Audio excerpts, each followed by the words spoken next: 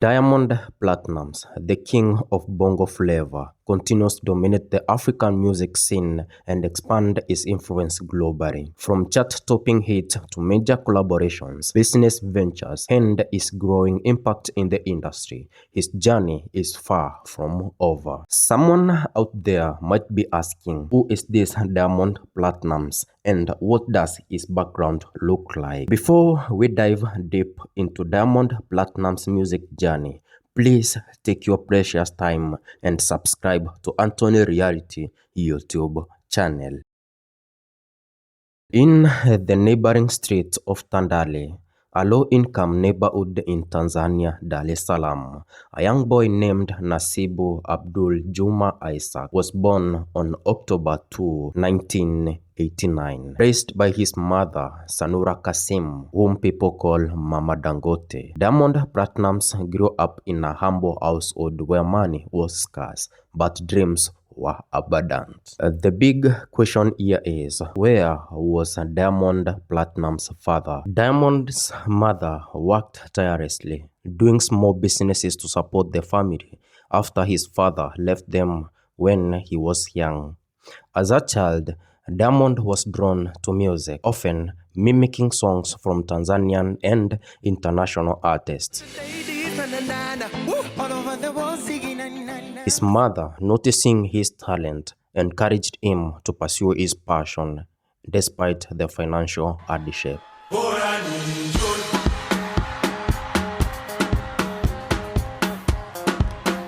While attending school, Diamond found himself deeply immersed in Bongo Flava, Tanzania's unique blend of hip-hop, Afrobeat, and traditional sounds. He would often perform at school events, weddings, and talent shows, hoping one day he would become a recognized artist. However, the road to stardom was not easy. With no money to record his songs, Diamond had to take up odd jobs, including selling clothes and working as a freelance photographer. At times, he would even resort to pawning his mother's jewelry to pay for studio sessions, something that strained their relationship but showed his determination. Back in 2007, Diamond met producer Papa Misifa, who recognized his potential and helped him record his first song. However, it was not an immediate success. Determined to improve, he worked harder and refined his style. In 2010, Diamond released Kamwambie, a heartfelt song inspired by his personal experiences. The song became a massive hit in Tanzania, earning him first major breakthrough.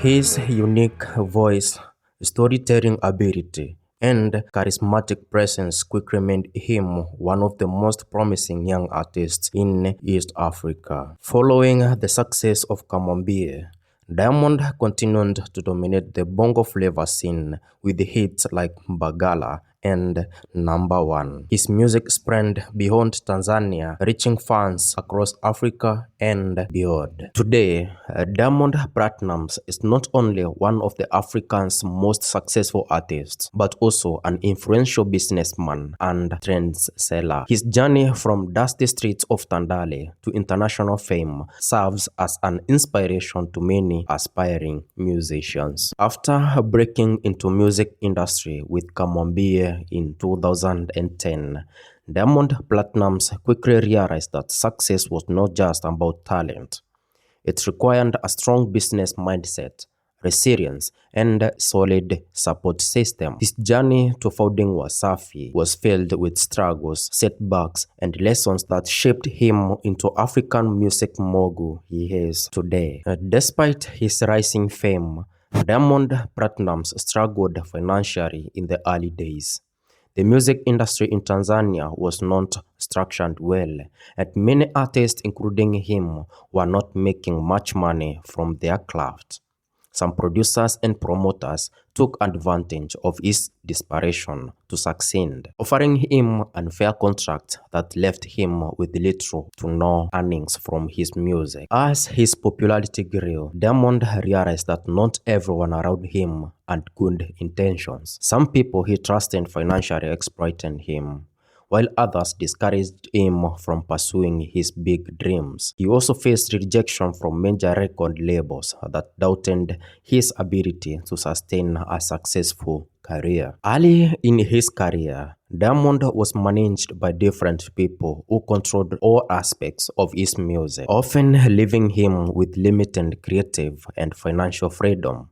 This made him to think about building something of his own, where artists would have control over their work and earnings. By 2014, after years of experience in the music industry, Diamond Platnumz decided to start his own music label, WCB Wasafi. His goal was simple: to create a platform where young and talented artists from Tanzania and across Africa could grow without struggling as he did. To start Wasafi, Diamond had to invest a lot of his own money. He used the earnings from his early hits like Number One and Ntampata Wapi to set up the record label. He also faced skepticism from the public, as many doubted whether an artist-run label could succeed in Tanzania. One of Diamond's biggest challenge was finding the right artists for Wasafi. He wanted to sign talented but struggling artists who shared his hunger for success. His first major signings included Harmonize, Rayvanny, Queen Darling, Mbosso, and Lava Lava. These artists later became some of the biggest names in African music. As WCB Wasafi became successful, Diamond did not stop there. He noticed that Tanzanian media often favored foreign content over local artists. To solve this, he launched Wasafi TV and Wasafi FM, giving East African artists a platform to showcase their music and stories. Today, WCB Wasafi is the biggest record label in East Africa, proudly saying, producing many stars like Harmonize, Rayvanny, and Zuchu. It has expanded beyond Tanzania, by the way, influencing the entire African music industry. Through his struggles, Diamond transformed Wasafi into more than just a label. It became a movement that promotes African talent globally.